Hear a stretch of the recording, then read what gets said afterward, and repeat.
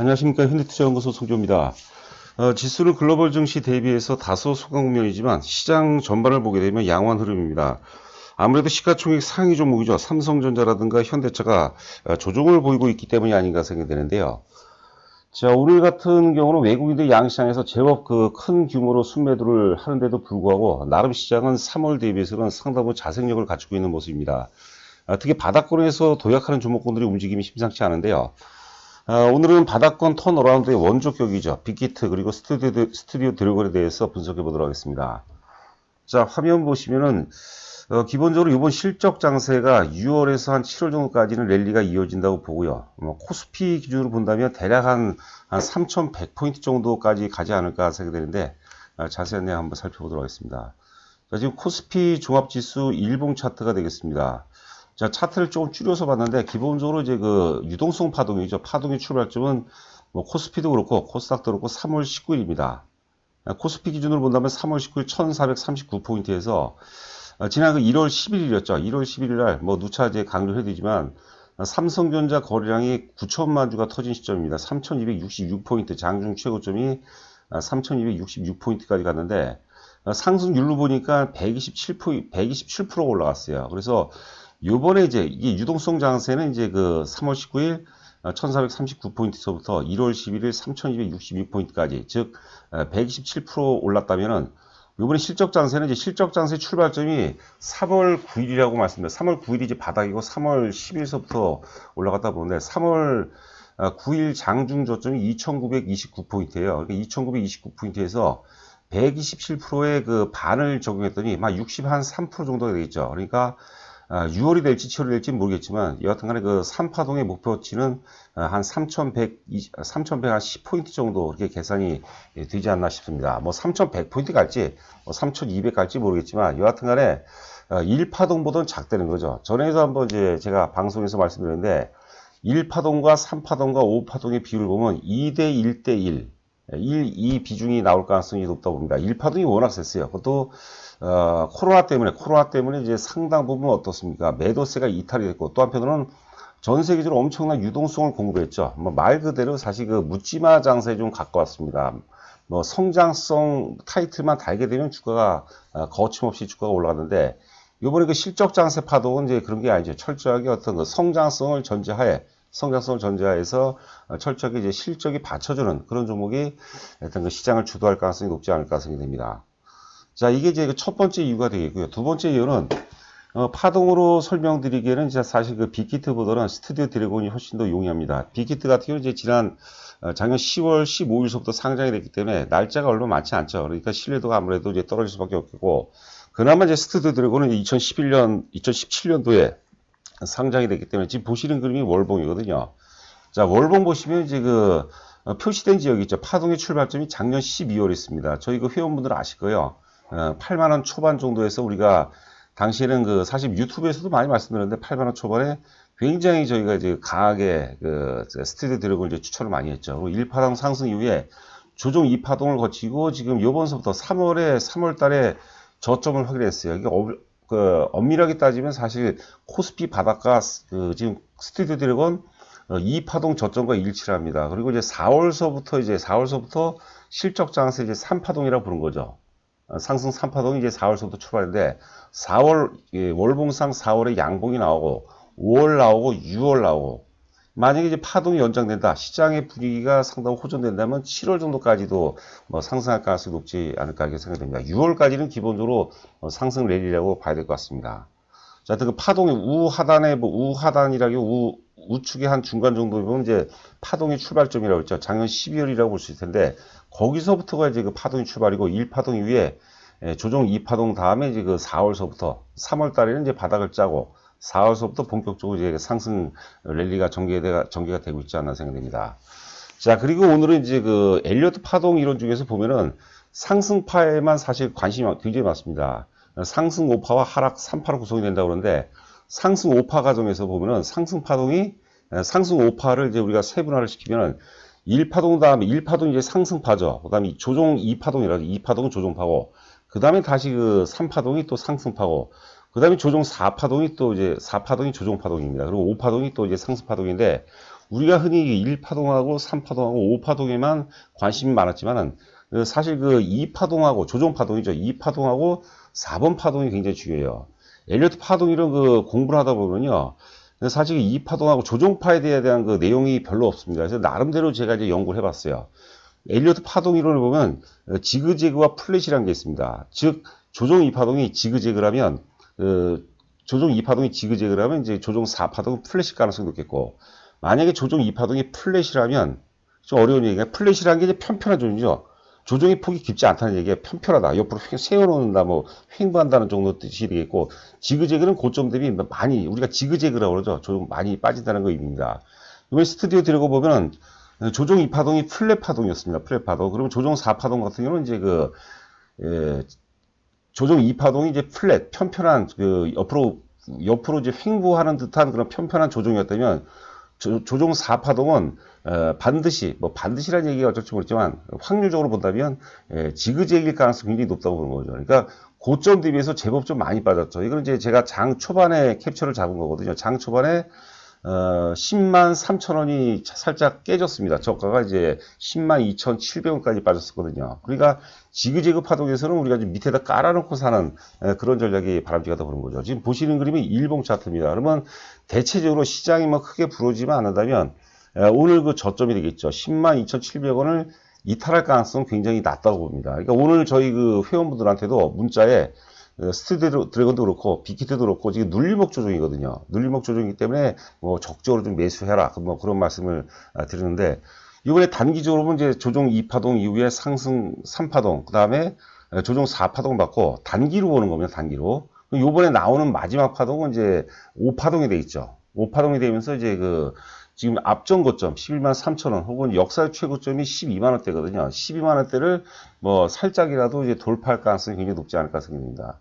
비례를 보니까 1파동하고 3파동은 1대1이니까 마지막 5파동이 이번에는 가장 셉니다. 1대1대 2가 될 가능성이 이제 높다고 보는 거죠. 자, 그래서 우리가 조종파동에서 이제 지그재그와 플랫과 지그재그를 잘 이해해 볼 필요가 있어요. 이게 실전에 굉장히 많이 도움이 돼요. 얘기가, 뭐, 조금 더 한번 이제 부연 설명을 드리면은, 앞서 지금 이제 스튜디오 드래곤 같은 경우는 2파동이 이제 플랫 파동이었죠. 옆으로 완만한 파동이죠. 옆으로 세우는, 횡보하는 그런 파동이었기 때문에, 투자자들이, 요번에 조정도 이렇게 세워놓을 것이다라고 생각하면서 사는데 확 깨져버리죠. 그러니까 결국 시장이라는 게 파동이론을 공부하다 보면요. 대중들하고 이제 역행하는 경우가 굉장히 많습니다. 그러니까 반복적으로 말씀드린데 1파동이 만약에 플랫이었다면 4파동은 우리가 지그재그를 예측을 해야 돼요. 반대로 2파동이 만약에 지그재그 파동이다. 2파동이 고점 대비해서 많이 빠진다 그러면 4파동은 옆으로 횡보하고 조정의 깊이가 짧을 가능성이 있습니다. 그래서 시장은 이제 대중들한테 학습을 안 시켜요. 항상 역으로 움직이는 경우가 많다. 제가 이제 파동이론 공부하면서 그런 점을 제가 이제 많이 느낍니다. 자, NH투자증권 4월 9일자 보고서가 하나 나와 있습니다.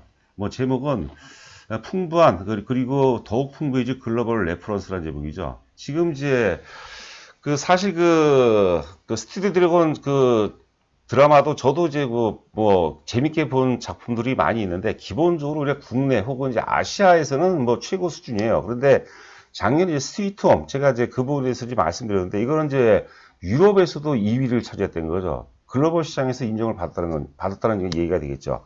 여하튼 이제 글로벌 흥행 레퍼런스가 풍부한 만큼 아시아 확장을 원하는 글로벌 OTT들의 콘텐츠 검토 시 이런 스튜디오 드래곤이 우선순위에서 맨 앞에 적용될 가능성이 높다고 보는 거고요.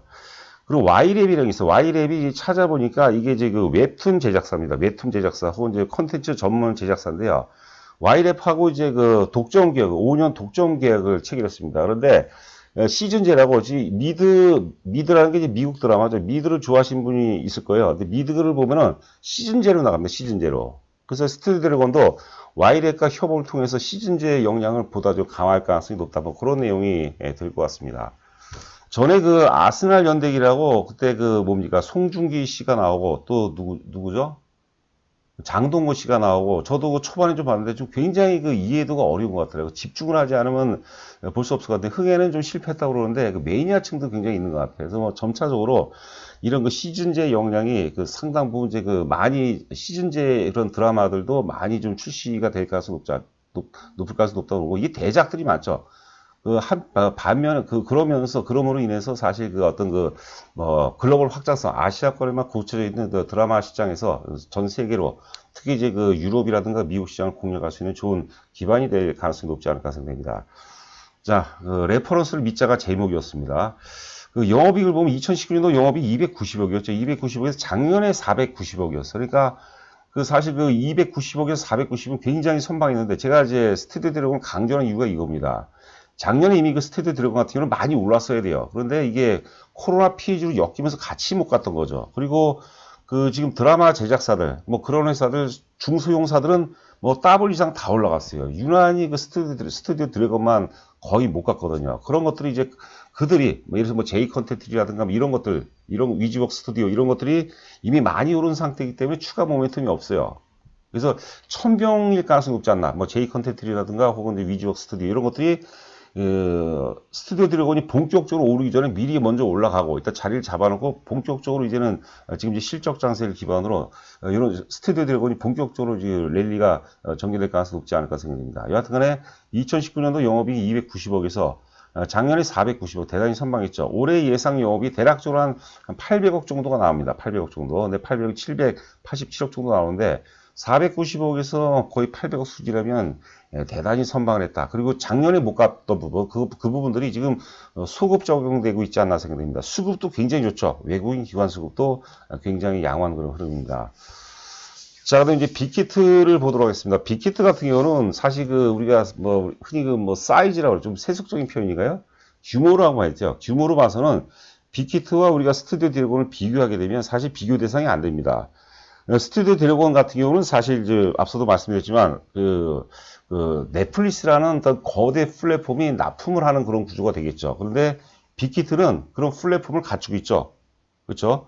글로벌 어떤 엔터테인먼트 플랫폼 업체죠. 위버스라는 게. 위버스 성장과 아마 주가의 흐름을 같이 할 겁니다. 물론 빅히트와 스튜디오 드래곤을 단순 비교하기면 단점도 있어요. 단점은 리스크가 있죠. 존재하지 않았던 엔터테인먼트 플랫폼이라는 그런 새로운 영역에 도전하기 때문에 거기에 따른 어떤 시행착오도 있을 수 있겠고, 앞서 말씀드린 사이즈 혹은 규모로 본다면 사실 스튜디오 드래곤보다는 훨씬 낫죠. 그러니까 비중도 만약에 내가 이제 뭐 한 100 정도를 투자한다라면 두 종목만 산다면 뭐 6대 4라든가 한 7대 3, 빅히트가 6이나 이제 7 정도가 되죠. 그 정도 비율이 좀 합당하지 않나 생각됩니다.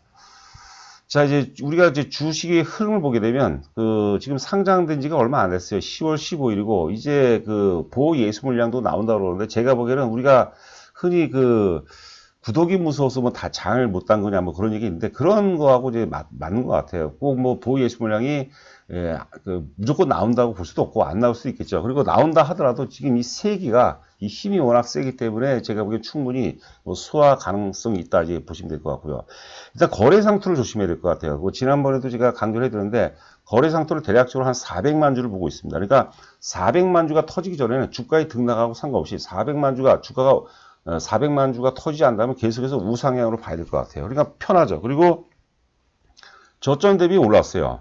지난 3월 초에 20만 원이 깨졌죠. 20만 원 깨지면서 이제 상승 파동이 출발했는데, 20만 원 미만, 대략적으로 막 18만 원, 9만 원에서 바라보는 이제 27만 원, 요번에 28만 원까지 올라가지 않았습니까? 28만 원 바라본다면 굉장히 많이 올랐지만 앞전 고점이죠. 2월 달 고점. 대략적으로 정확히 따지니까 종가 기준으로 본다면 24만 8천 원입니다. 24만 8천 원인가 8,500원인데, 거기가 이제 새로운 출발점이에요.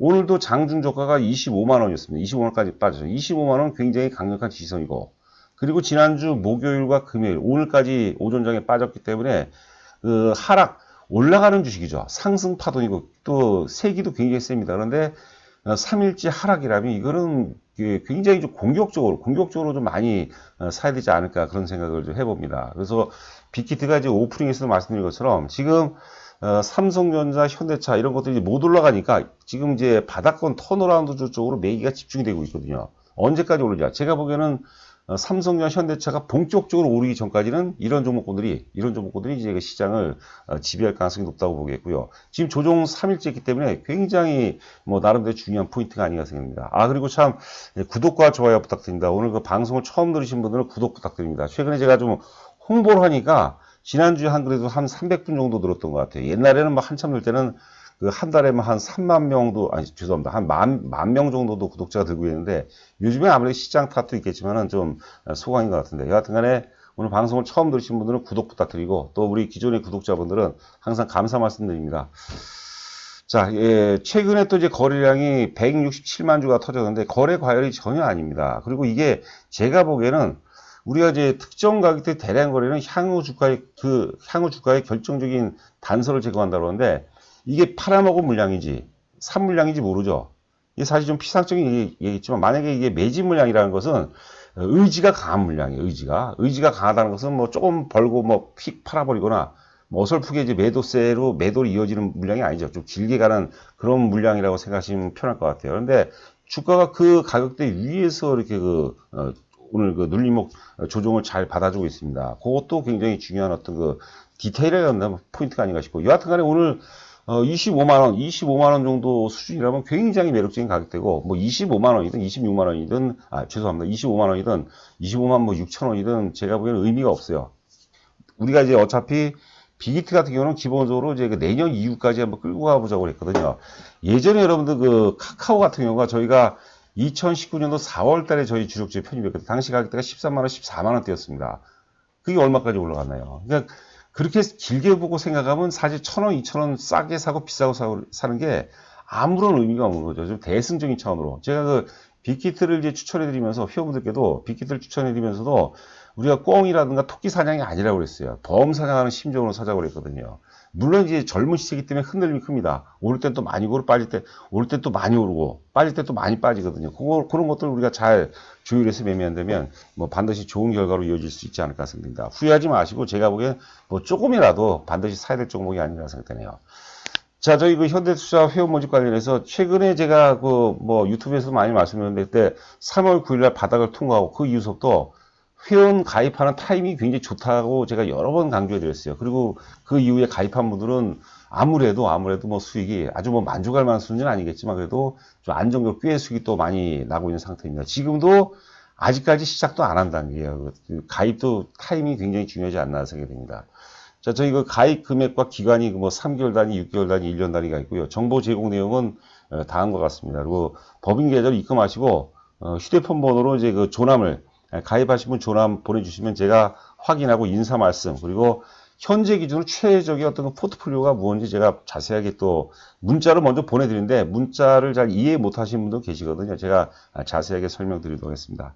자, 남은 시간도 건승하시기 바라고, 저는 또 내일 여러분들 찾아뵙도록 하겠습니다. 감사합니다.